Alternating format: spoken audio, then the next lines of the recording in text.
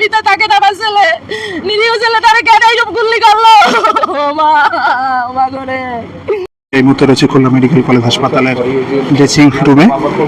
আপনারা ইতিমধ্যে হয়তো অবগত হয়েছেন যে খুলনা যে নগর ভবন রয়েছে সেই নগর ভবনের সামনে কিন্তু দুর্বৃত্তদের গুলিতে অনেক নামে এক যুবক বাম পায়ে কিন্তু গুলিবিদ্ধ হয়েছেন এবং সে কিন্তু এই মুহূর্তে খুলনা মেডিকেল কলেজ হাসপাতালে চিকিৎসাধীন রয়েছেন।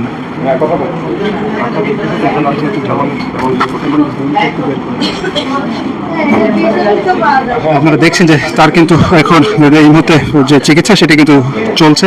খুলনা নগরীতে কিন্তু প্রতিনিয়ত কিন্তু খুলনা নগরীতে এ ধরনের ঘটনা ঘটেই চলেছে। যে দৃশ্য আমরা আসলে খুলনাবাসী কিন্তু যে সন্ধ্যা নামলেই যে আতঙ্কের নগরীতে পরিণত হচ্ছে সেটির কিন্তু একটি দৃশ্য আবারও ফুটে উঠলো এখানে। অনেকে আমাদের সঙ্গে এই মুহূর্তে যুক্ত আছেন, আপনারা কে কোথা থেকে দেখছেন সেটি কিন্তু কমেন্ট করে আমাদেরকে জানাতে পারেন। আমরা দেখছি যে যুবকের কিন্তু বাম পায়ে গুলিবিদ্ধ হয়েছেন, বাম পায়ের রানে তিনি কিন্তু গুলিবিদ্ধ হয়েছেন এবং আমরা ঘটনাস্থল থেকে যে তথ্যটি পেলাম যে মোটর সাইকেলে এসে দুর্বৃত্তরা তাকে গুলি করে কিন্তু সেই তাদের যে আগ্নেয় অস্ত্র সেটিও কিন্তু সেখানে ফেলে রেখে যায়। এই মুহূর্তে আমাদের সঙ্গে দেখছি একজন কমেন্ট করেছেন, গুলিটা করেছে নগর ভবনের সামনে। টিপু খান ভাই, ধন্যবাদ আপনাকে। আর যারা আছেন আপনারা কিন্তু একটু জানাতে পারেন যে ভয়েসটি ক্লিয়ারভাবে শুনতে পাচ্ছেন কিনা। যে যুবক তার বয়স কিন্তু 27-28 হবে হয়তো, সেরকমটি আমরা দেখছি। 20 বছরের যুবক। আসলে ভাই কি আপনারা কি জেনে এখানে এসেছিলেন বা কিভাবে পেলেন? আমি ভাই এখান থেকে যাচ্ছি, দোকান হলো বড় বাজারে। আমি ওর ছোট ভাই হলো আমার বন্ধু, দেখা করে যাচ্ছি। আমি কল দিচ্ছি কোর্টের সামনে দেখা করার কথা, বলছে 2 মিনিট পরে কল দিচ্ছি।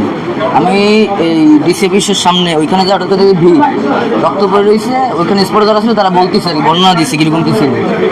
আমি হঠাৎ করে কল দিচ্ছি, কল ধরছি তার বন্ধু, আমার বলছে 250 টাকা দোকানে চলে আসছে। 250 নাম হলো শিবাজি দাস অনিক। আন্টি আপনি, আমরা দেখছি যে এখন তার স্বজনেরা কিন্তু ইতিমধ্যে এসেছেন এবং দেখছেন যে সম্ভবত তার মা এখানে এসেছেন এবং তিনি কিন্তু মাটিতে লুটিয়ে পড়লেন। দৃশ্যটি আপনারা দেখলেন যে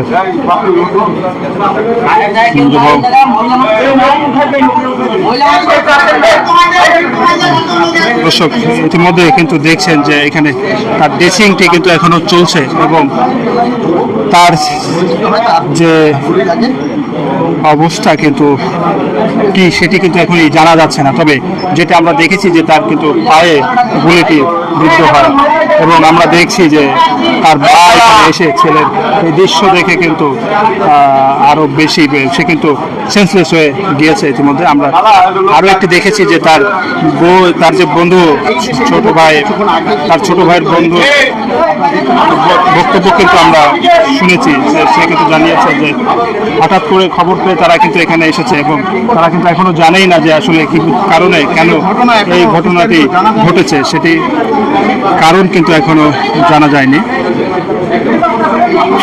তবে আমরা যেটি জানতে পেরেছি যে সেখানে কিন্তু যে তার যে অস্ত্রটি দিয়ে তাকে গুলি করা হয়েছে সেটি কিন্তু ফেলে রেখে দিয়েছে দুর্বৃত্তরা।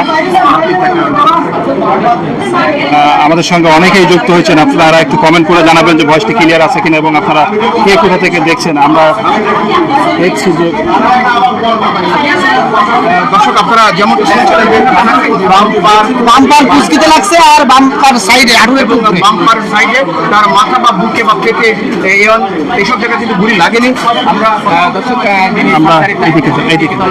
আমরা দেখছি যে ইতিমধ্যে কিন্তু যে তার যে স্বজন তারা কিন্তু এখানে এসেছেন এবং তারা কিন্তু বিশেষ করে যে তার যে মা সে কিন্তু এসে কিন্তু এখানে লুটিয়ে পড়ে। আমরা সেটি কিন্তু দেখিয়েছি যে আপনারা সে দৃশ্যটি আমরা দেখি যে তার যে আরো স্বজন যারা রয়েছে তাদের সঙ্গে আমরা কথা বলার চেষ্টা করব। যে আমার দোকানে যাই, দোকানে কথা কইয়ে পড়াশোনা করে, হ্যাঁ পড়াশোনা করে আর বাবার দোকানদারি করে। দুপুরে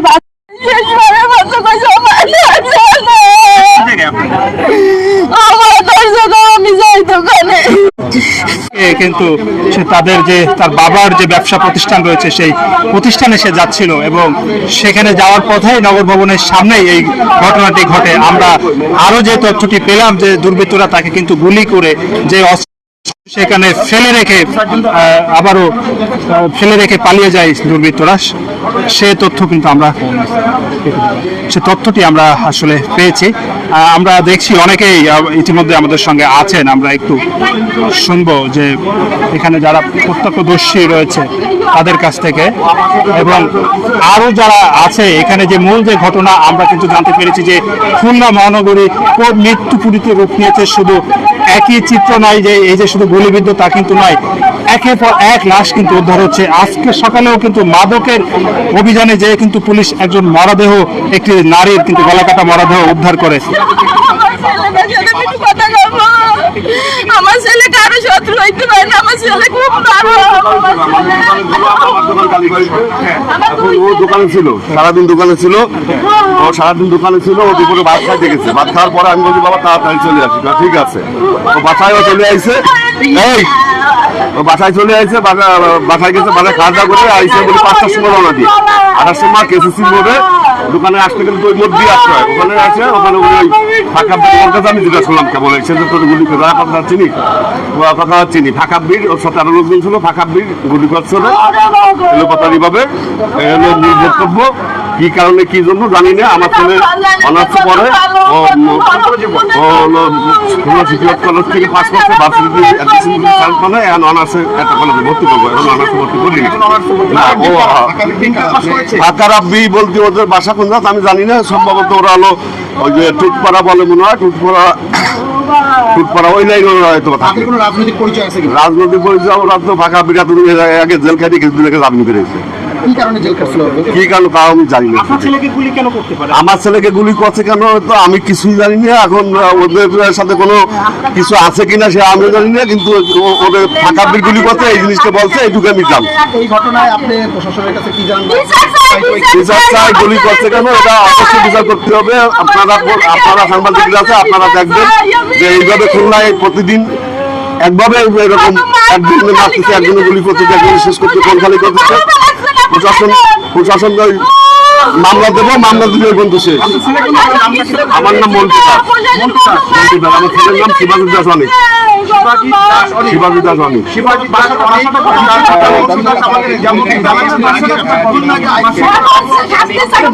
আমাদের বাগা সার্কেট হাউস বড় মাঠের সামনে সত্তর নাম ঘটনা ঘটে কেসিসি মোড়ে। দর্শক শুনলেন যে আপনারা কিন্তু যে অনেক আহত যুবক, অনেক তার মা এবং তার যে বাবা তারা কিন্তু বলছেন পুলিশের বা প্রশাসনের উদাসীনতার কারণে কিন্তু এই ধরনের ঘটনা ঘটে যাচ্ছে। তারা কিন্তু সুষ্ঠু বিচার তারা দাবি করছেন।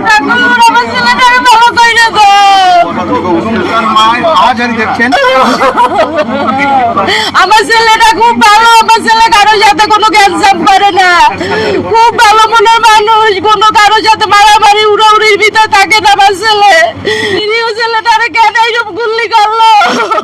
মা করে আপনারা কিন্তু শুনলেন যে খুলনা মহানগরে কিন্তু দিনকে দিন কিন্তু অশান্ত হয়ে উঠছে এবং মৃত্যুপুরীতে রূপ নিচ্ছে। আপনারা ইতিমধ্যে অনেকে কমেন্ট করছেন। খুলনা দিয়ে যদি আপনাদের কোনো মতামত থাকে সেটি কিন্তু আপনারা জানাতে পারেন এবং আমাদের লাইভটি ক্লিয়ারভাবে আপনারা দেখতে এবং শুনতে পাচ্ছেন কিনা সেটিও কিন্তু আপনারা আমাদেরকে কমেন্ট করতে পারেন। আমরা একটি তথ্য আপনাদেরকে জানিয়ে রাখি, আজ সকালে কিন্তু হরিণটানা থানা পুলিশ মাদকের বিরুদ্ধে একটি অভিযানে যে সেই বাড়ি থেকে কিন্তু একজন দিনমজুর এক নারীর গলা কাটা মরদেহ উদ্ধার করেছে তারা।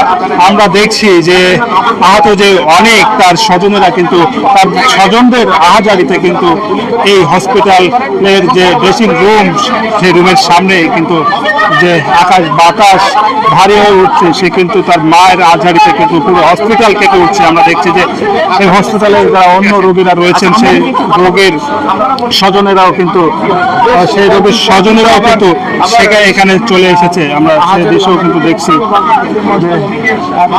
অনেক কিন্তু সন্ধ্যায় বাসা থেকে বেরিয়েছিল দোকানের উদ্দেশ্যে, কিন্তু তার আর দোকানে যাওয়া হলো না। প্রতিমধ্যে নগর ভবনের সামনেই কিন্তু যে দুর্বৃত্তের ছোড়া গুলিতে সে কিন্তু আহত হয়ে এখন খুলনা মেডিকেলের কলেজ হাসপাতালে চিকিৎসাধীন রয়েছেন এবং তার চিকিৎসা কিন্তু এখানে চলছে এখনো।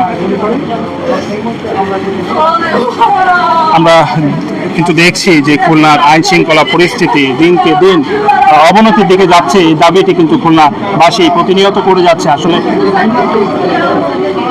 আপনারা দেখছেন যে এখনো কিন্তু যে তার চিকিৎসা এখানে চলছে এবং সংবাদকর্মীরা বা প্রশাসনের লোকজন কিন্তু এখানে এসেছেন যে আসল সঠিক কারণ জানার জন্য, বোঝার জন্য। আমরা ইতিমধ্যে দেখছি যে তার বাবাও কিন্তু ছেলের পাশে রয়েছেন।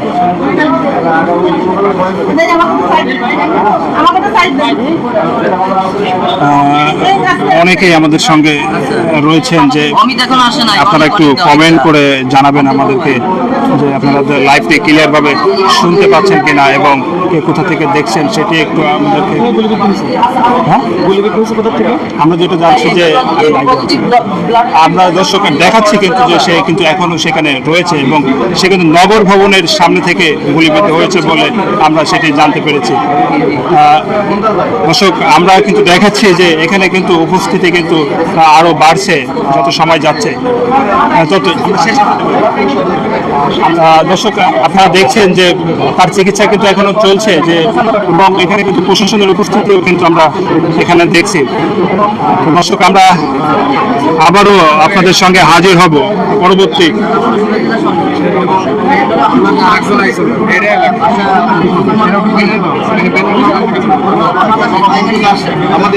দর্শক, এবং যিনি আইসে আমি অর্ধেক দেখছি ভিড় হয়ে রয়েছে। আমি দেখি ভিড় কেন জিজ্ঞাসা করলাম, এখানে লোকদের কাছে বর্ণনা দিল